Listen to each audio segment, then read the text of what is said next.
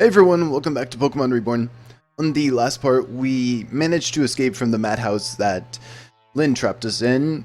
It was pretty eventful. We had a couple big battles, we lost Ame, all that good stuff. And on this part, we're going to go ahead and challenge Adrienn here in the Coral Ward Gym. So when you show up to the gym and talk to him, he's going to go ahead and tell you to find 10 workers for him. And there are actually 15 workers. Basically, the gym isn't quite finished yet, and he needs a little bit of help. We're going to go ahead and find those 10 workers, or rather, we're going to find 15, including the one we just found right there. If you find the 5 extra workers, you'll actually receive sort of a bonus reward. So, this is the second one. The third one is going to be up here in the Onyx Ward, inside of the game corner, right there. You know, he's just one of those bored gamers. When the servers are down, you have to find something else to do. The next worker is down here, towards the slums. And the next worker should be over here in the alleyway. And she will be all the way over here at the end of it. The next worker from here should actually be at the Grand Staircase. And the next worker from here would be in the Lapis Ward.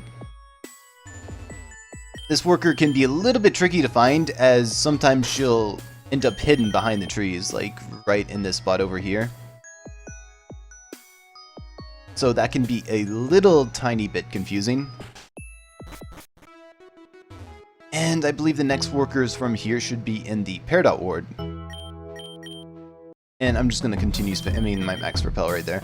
So there should be a worker right here, and I believe from here we want to head all the way up towards the old Peridot slums or alleyway. And we want to talk to this girl right here. And in the house that's right next to it.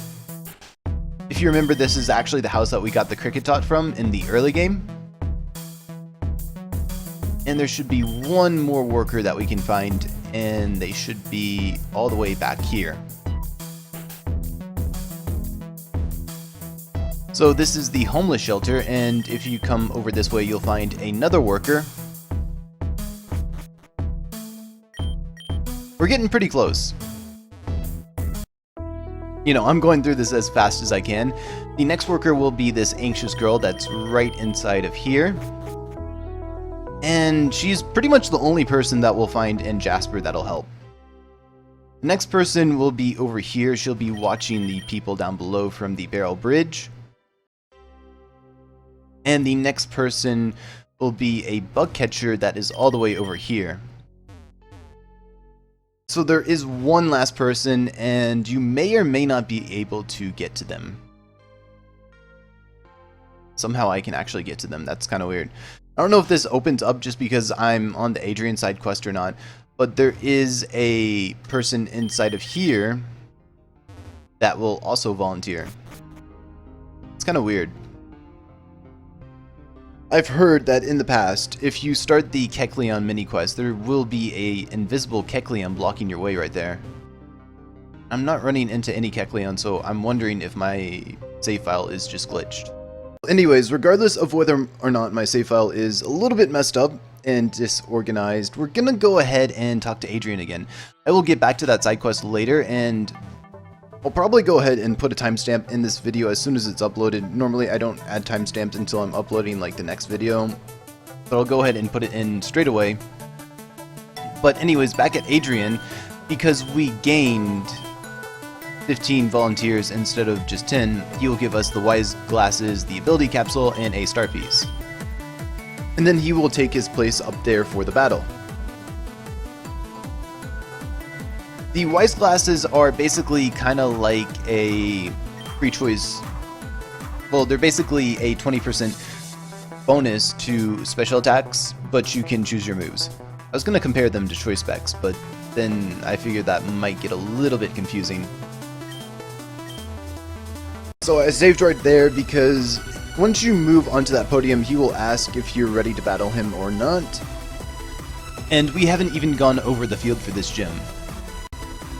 So We're going to be battling on a Misty terrain. In general, most Pokemon are immune to status, including Confusion. Dragon moves decrease in base power by 50%. Fairy type Pokemon have their special defense boosted by 1.5. Marvel Scale is always activated. Pokemon with Dry Skin will recover 1/16 of their max HP each turn. Pixelate's base power boost is increased from 130% to 150%. Water Compaction is activated on Sendout. Soul Heart, which is Magirda's ability, so we won't see that, thankfully. But it does additionally boost your special defense on use. There's also a ton of moves that get an increase in their base power. Things like Fairy Wind, Mystical Fire, Magical Leaf, Moonblast, Doom Desire, Aura Spear, Icy Wind, Mist Ball, Steam Eruption, Silver Wind, Dazzling Gleam, Clear Smog, Moongeist Beam, and Menacing Moonrays Maelstrom. The last two we will never see, thankfully, again.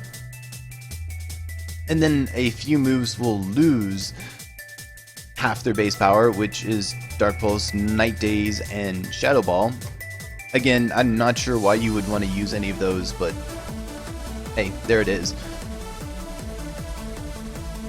As for the rest, Cosmic Power and Aromatic Mist are boosted. You can't use Self-Destruct, Explosion, or Mind Blown.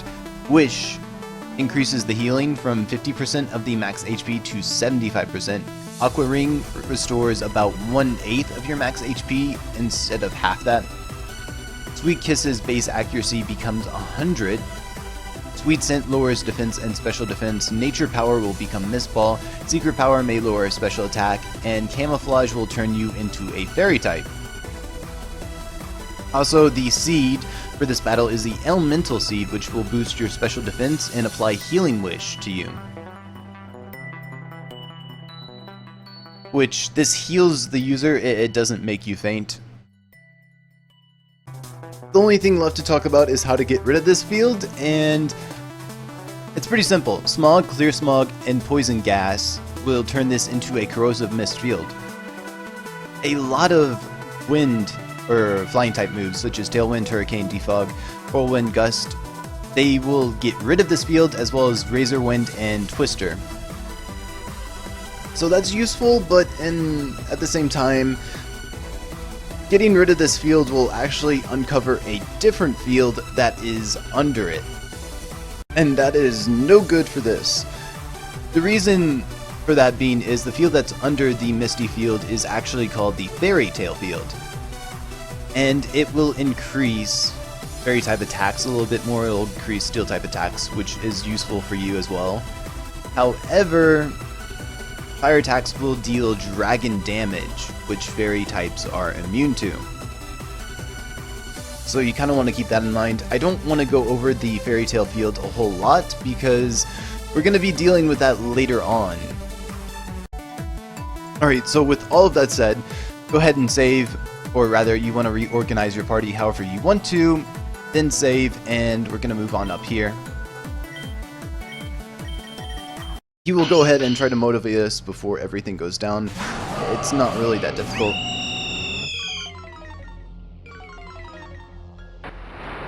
So he battles in doubles, which can be really annoying. He starts off with Granbull, it has Intimidate, it has the Assault Vest, which makes it kind of tanky on the special side. It has Earthquake, Close Combat, Play Rough, Rock Slide.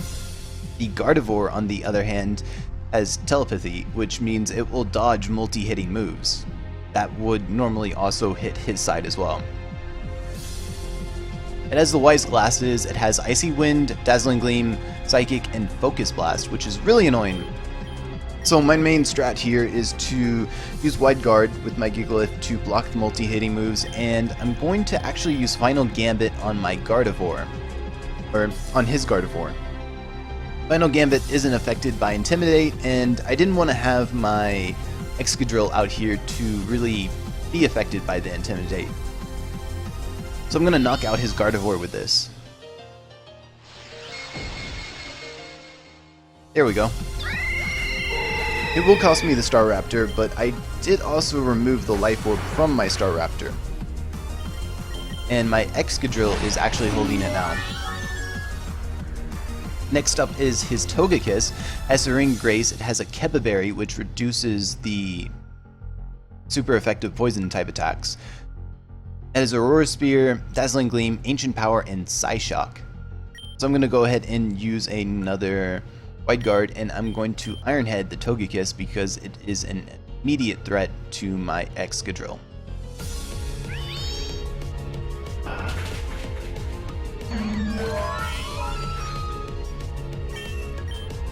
And again, my Excadrill is actually holding the Life Orb now, so it will take a little bit of damage, but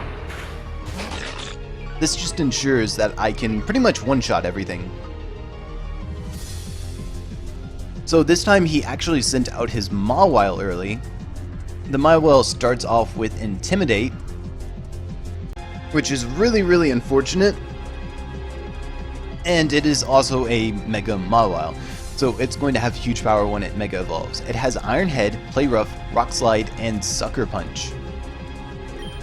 So at this point, I'm going to go ahead and use Wide Guard. I'm going to probably lose my Gigalith right here. And I'm actually going to go ahead and Sword Stance up on my Excadrill right here. So you can see it Mega Evolving right there. Even if I lose my Gigalith, which I should. Yeah, there we go. The Wide Guard is still going to activate, and he's actually going to hit his own Mawile with the Earthquake. So I'm going to go ahead and send out my Infernape right here. So this is where things can get tricky. If you let him uncover the Fairy Tail field, then your Fire type attacks won't have any effect on his Mawile. But since we didn't let that happen, I can just Flare Blitz his Mawile and knock it out. And I can go ahead and Iron Head the Grand Bull and finally knock this out as well.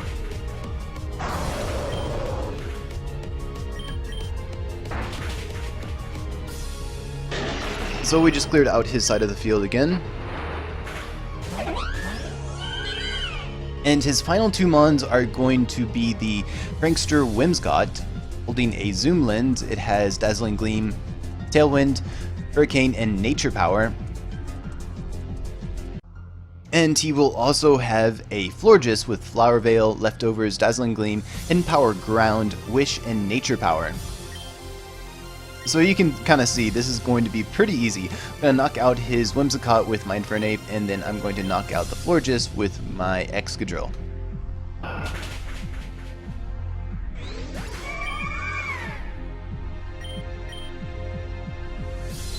He will get a hit on me, but that's not really a big deal.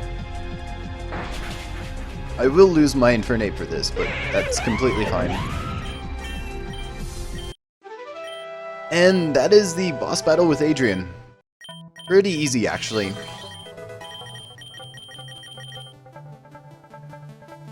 So that is the Adrienn gym battle. I'm going to go ahead and heal up, and then we're going to start taking on some side quest.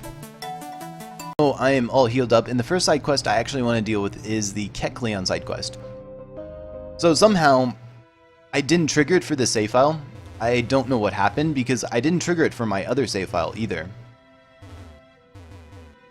But to trigger the side quest, you want to come into the jungle over here, and you will get blocked off by something unseeable. You may have to deal with this if you trigger it earlier.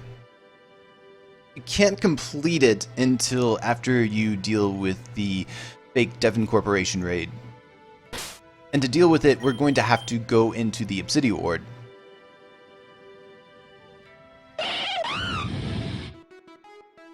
So over here in the Obsidian Ward, we actually want to enter the Slifco building right here. You can do this as soon as you complete the Devon Corporation raid. And you want to talk to this lady over here. I don't think it really matters too much what you say, but she will tell you to go ahead and check out the fake Devon Corporation building. The one that we kind of just raided, right? So the easiest way to do this is to go in from this entrance. However, when you get up here, you're going to realize that the floor panels are a little bit crazy. You could try to time it properly, it is possible. But because I have a ground type on my team, I'm just going to run straight through these. So once you get up here, you'll find a homeless man just chilling out here. He has a pretty strong team, so I recommend you heal up at this point. Again, because you have the ground type on your team, you can't black out. So after we deal with that battle right there, we can come on over here. I'm sure you saw these earlier, but you can grab the TM for Dragon Tail right there, you can drag the Devon Scope model right there, and the Electric Memory right there. So I'm not going to show you me leaving this place, but my advice is make sure that your ground type is revived if you're using one. And back here at the Slithscope building, we can talk to this lady right here, and she will give us the Sylvan Scope. And I'm not sure what that noise was. I was speeding through the text way too fast for that.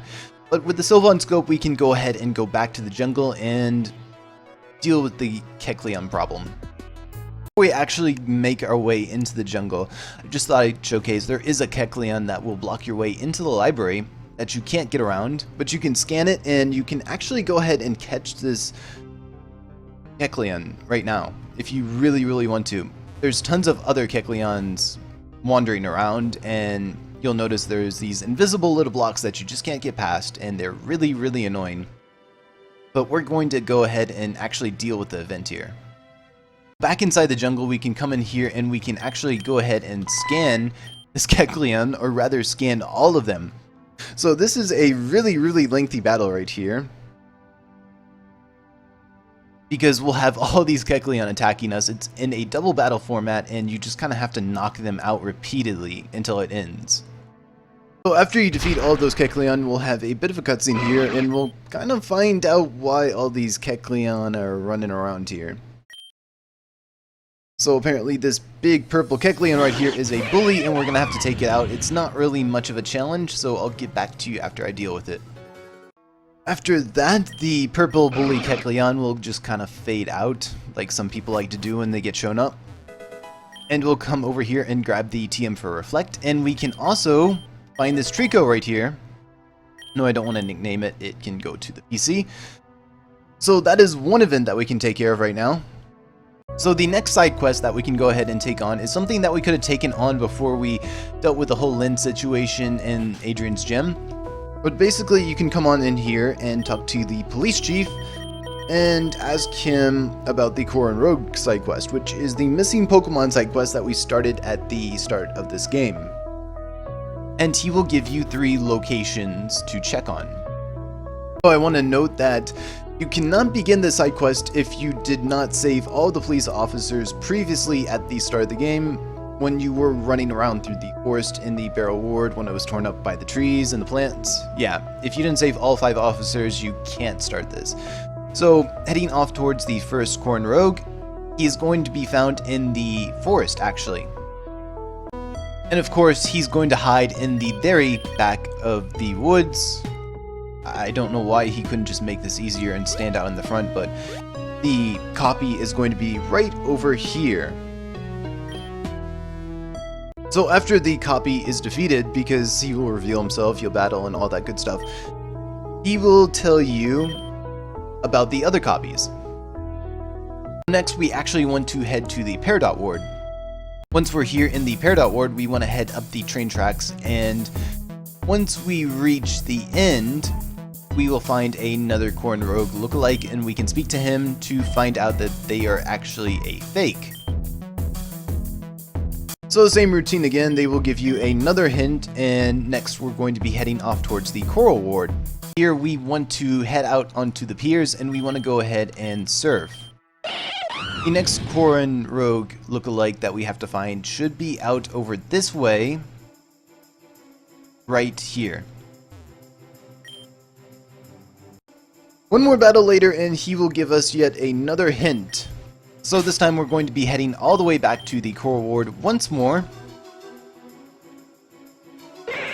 And we're going to be searching the gym this time.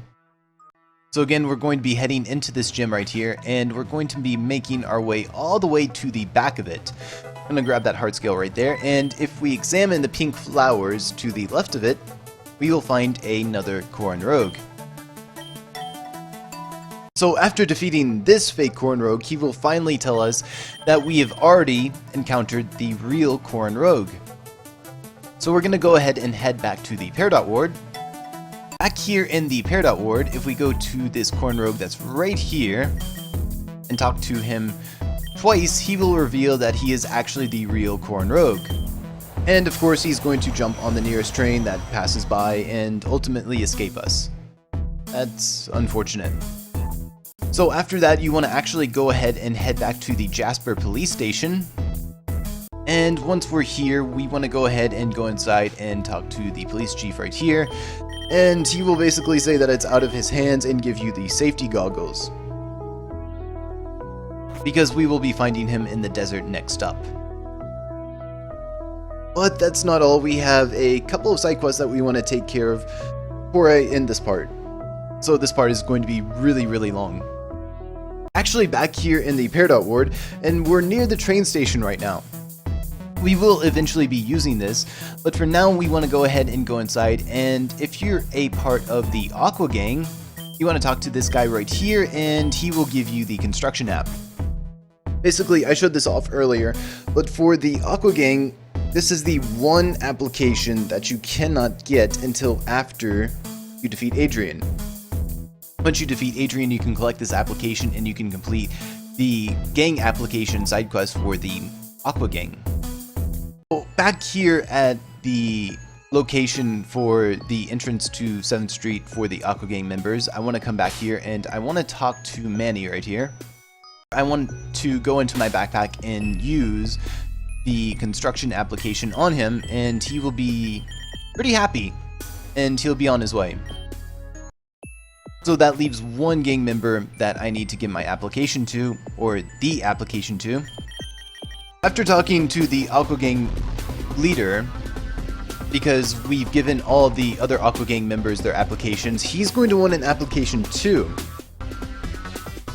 So before I give him his application, I'm just going to go over all the applications that we gave to the members previously. Previously, we gave Razzie the Sweet Corporation application, we gave De Facto the Library application, we gave Pierce the Apollo application, we just gave Manny, who is in the elevator, the construction application, and now we are going to give Archer right here. I don't know why I called him Archie earlier. Well, I do, but the Sliff application.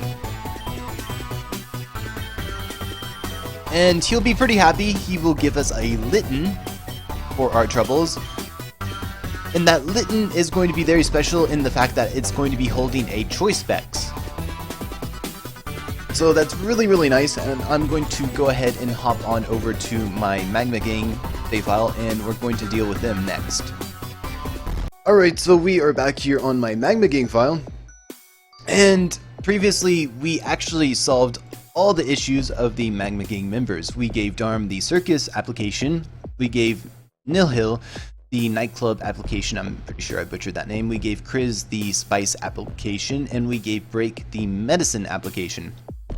However, that leaves us with Maxwell right here, and we need to give him this Solace application. The issue is this means a little bit of an investment, so to speak. So I'm going to go ahead and meet you back at the Grand Hall.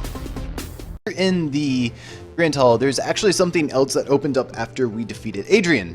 If we talk to this worker right here, I suppose, he will give you options for what you can donate to. These are all reconstruction projects, and you can only handle one of them at a time, and after a certain period of time in the game, which I'll try my best to remind everybody of, you can access another one of these options. So you can eventually get all of them, but currently you can only pick from one. After a little bit of time, you can pick from two, and eventually you can grab the last one. So I'm going to go ahead and try to show off all of them right here. And this is going to be a doozy, isn't it? So we're going to go ahead and start off with the affordable living in Obsidia, which is what we need. And if you join the Magma Gang, this is what you need because you need to unlock the Solace building. So these are a little bit tricky because you have to donate to them. So if I can do this properly, he's going to want me to donate 60,000 to him. So once you donate enough money, he will say this covers the project, and he will extend his thanks to us as well and allow us to enter all these stairs down here. So there's actually a lot of cool things we can do down here. Besides going over and harassing Victoria, who is probably very sleep deprived and just overworking herself. The first thing we can actually do over here is we can go into this room back here. And we can activate a secret passageway behind this bookcase right here. And enter the most glorious room in this entire game. We'll also find the Lopunnite right there. But we will also see all these amazing Alolan Vulpixes and the Ninetales over there. Okay, I'm getting too distracted. Regardless of that Megastone back there, there is one more item that we can actually grab down here, which is down over here. You might recognize this room as the room that a certain Team Meteor Grunt was being tortured in earlier, but down here we can find the Ampharosite. Furthermore, there is a little side quest that we should be able to access right here. If you talk to this girl, she will start the starter side quest for you, which we cannot actually access yet. We don't have all the starters to really work on this yet. But the idea is basically you need all the starters, you want to breed them all so you have duplicates, and you give the duplicates to her, because there is a starter shortage somehow. But that's not what we're really about to do right now. So now that we've started the Solus project, we want to actually head over to the Obsidia slums, and we want to get that application for Maxwell.